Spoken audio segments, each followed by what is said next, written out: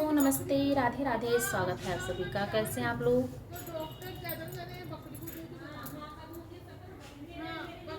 कौने बाना बोलेली कोयलिया, कौने बाना मोर बोले हो। कौने बाना बोलेली कोयलिया, कौने बाना मोर बोले हो। हे सखिया कौने बाना बोलेली चिरैया, जागी ना देखी भोर भइले हो। हे सखिया कौने बाना बोलेली चिरैया, जागी ना देखी भोर भइले हो। वृंदावन बोलेली कोयलिया, सुंदर बन मोर बोले हो। वृंदावन बोलेली कोयलिया, सुंदर बन मोर बोले हो।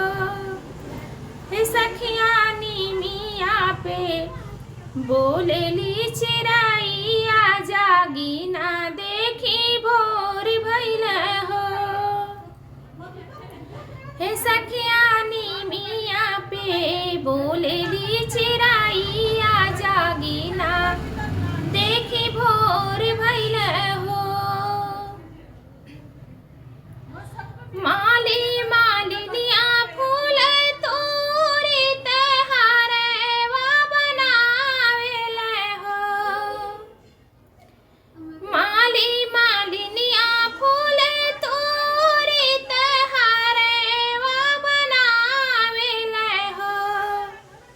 हे सखिया गंगा से जल भरी लावे, त मंदिर धोवई हो।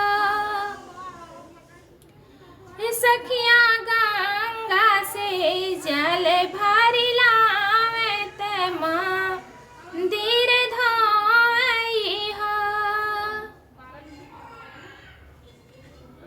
पूर्व से आवेले सूरज देव, सागे रोया जोर भइले हो।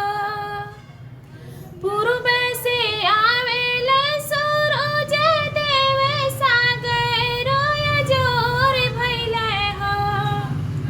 हे सखिया मंदिर के घंटा लागे बाजे, ते मने खुशहाल भइले हो। हे सखिया मंदिर के घंटा लागे बाजे, ते मने खुशहाल भइले हो। मालिन के गोदिया भराए, ते मालिया मगाने भइले हो। मालिन के गोदिया भराए, ते मालिया मगाने भइले हो। हे सखिया माई कृपा बरसिलाया गानेवा, महाली या में सोहर गूंजे हो। हे सखिया माई कृपा बरसिलाया गानेवा, महाली या में सोहर गूंजे हो। कौने बाना बोलेली कोयलिया, कौने बाना मोर बोले हो।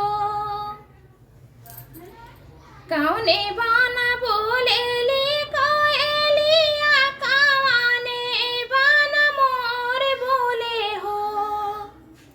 हे सखिया कौने बाना बोलेली चिरैया, जागी ना देखी भोर भइले हो।